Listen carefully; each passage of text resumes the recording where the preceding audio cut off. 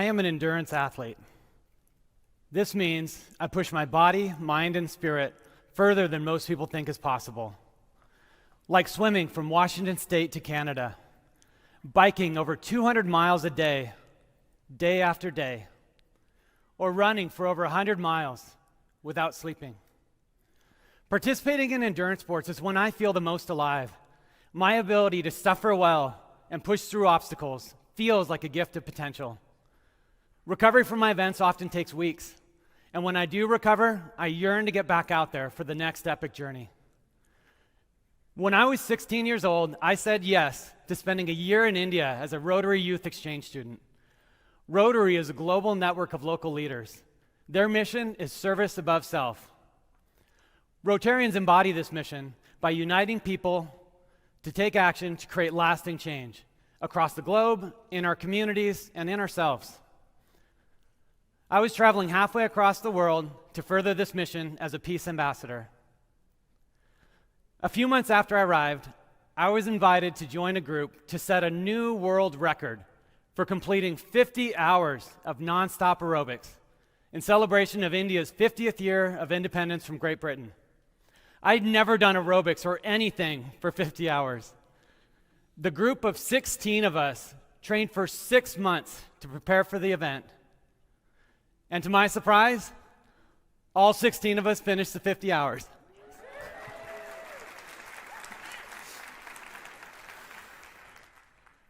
Returning to the United States, I was a completely different person.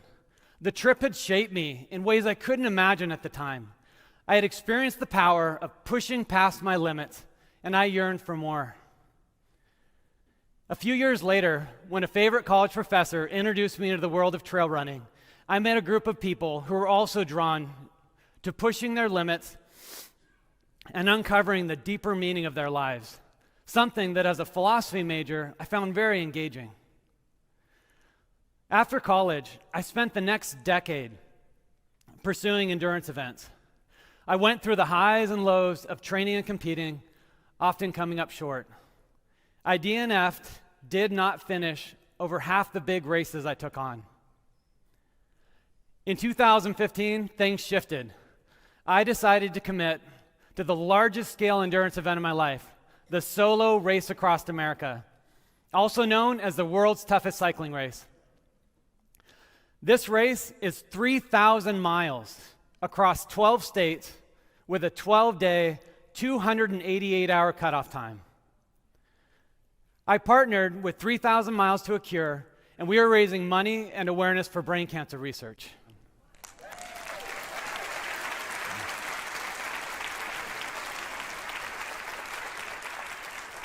I started with a small team, and we trained and prepared for 2 years for the event. The team grew to include 14 members, and everyone on the team went the extra mile, or 3,000 miles in my case, because we all believed in the cause. Inspiration also came from within my team. In my darkest moments, Jody Allman, the woman you see next to me in this photograph, was my prayer warrior and cheerleader. Jody was also the mother of Christina Allman, one of the most joyful, beautiful, and faith-filled souls I'd ever known. Just 3 years prior, Christina had finished her over 5-year battle with brain cancer. As race day approached, last-minute changes to the course added 70 miles to the overall route, drastically reducing my chances of finishing before the cutoff time. And yet, as I began the race in Oceanside, California, I was completely convinced that I could finish my most difficult race to date because it wasn't about me. It wasn't about my training or my will to keep going. I had stepped into an arena far beyond what I could do in my own strength or ability. I had stepped into faith and service above self. The race was grueling. Over the almost 12 days, I slept less than 2 hours each night. I crashed 3 times. I suffered a slipped rib, road rash, and complete exhaustion. In the end, we finished with less than 3 hours to spare while raising over $20,000 and spreading the word about brain cancer research.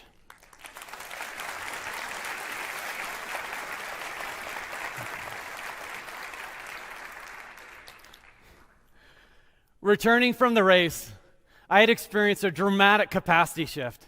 I felt like a video game character, leveling up from level 8 to level 20 in the blink of an eye.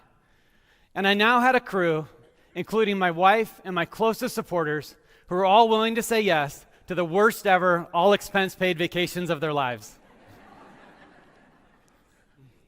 In 2018, I began training for the 2020 Uberman, the world's toughest ultra-endurance triathlon. Our primary focus was raising funds and awareness for the fight against human trafficking. This video highlights the magnitude of the race. Beyond the ultra is the Uber, a race unlike any other, surpassing the extreme into the realm of the impossible. This is the Uberman, 21 miles from Santa Catalina Island to Palos Verdes, equivalent to swimming the English Channel, 400 miles from the coast deep into the heart of the California desert at Badwater Basin, the lowest point in the U.S., 135 miles across Death Valley, and finally, finishing at Mount Whitney Portal, 8,360 feet above sea level, to be crowned this year's Uberman.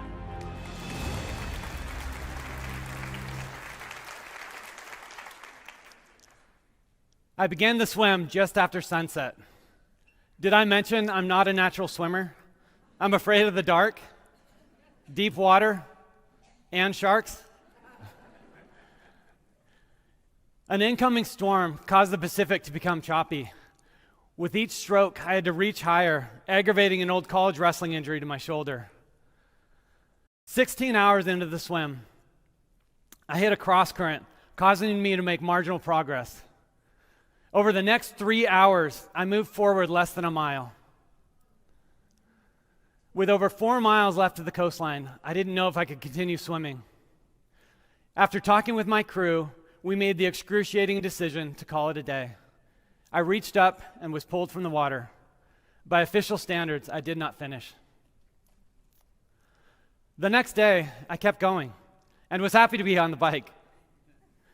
300 miles into the 400-mile journey to Badwater Basin, I could feel my energy flagging as the hot afternoon sun beat down on me. The next thing I remember was shaking myself awake as I quickly fell onto the hot asphalt surface. I'd fallen asleep on the bike. After a quick self-assessment, I realized I had a sprained ankle and other minor injuries. I had my crew bandage me up, took a 20-minute power nap in the minivan, and continued the ride. I finished my ride just after 2 a.m.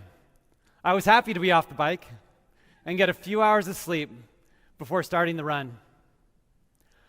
I wasn't confident that my injured ankle would hold up for the upcoming 135-mile journey, climbing from Badwater Basin to the Mount Whitney Portal. 3 days and 105 miles into the journey across Death Valley, I could feel my temperature rapidly overheating. No matter how much I drank or how much ice I packed on my neck, I could tell something wasn't right. My heart and head were pounding.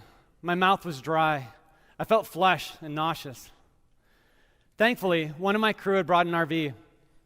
I alerted them to my distress and had them park about a mile up the road. When I reached the RV, I took a cold shower, I cranked the AC to max, and I laid down and I packed myself in ice and waited for my internal temperature to lower. I ended up spending about 2 hours in recovery. I couldn't sleep, so I contacted half a dozen people that inspired me. One of these was the international director for Hope 61, one of the organizations that we had partnered with in the fight against human trafficking. During this call, he reminded me of the impact that we are making raising funds and awareness for those traumatized by human trafficking. As I left the RV in the relative cool of the night, I was completely convinced in my ability to finish the final leg. Miraculously, I reached the Mount Whitney Portal just before sunrise. But because of my incomplete swim, we were staring at a DNF. I'd kept going through the remainder of the race, and by this time, my injured shoulder had mostly recovered. My swollen lips and throat had gone back to normal. We reached out to the Uberman race director and asked him if he would allow me to be dropped off at the exact GPS location where I'd left the water and continue the swim. He agreed.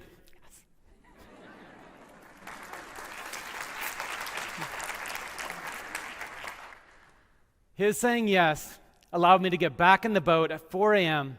with my crew, including Gareth Evans, who insisted on guiding me in. Gareth showed up with his wetsuit and swam every stroke of the 4 miles to the coastline, where my crew, friends, and Rotary family waited for my arrival, officially making me the 7th person to ever complete Uberman.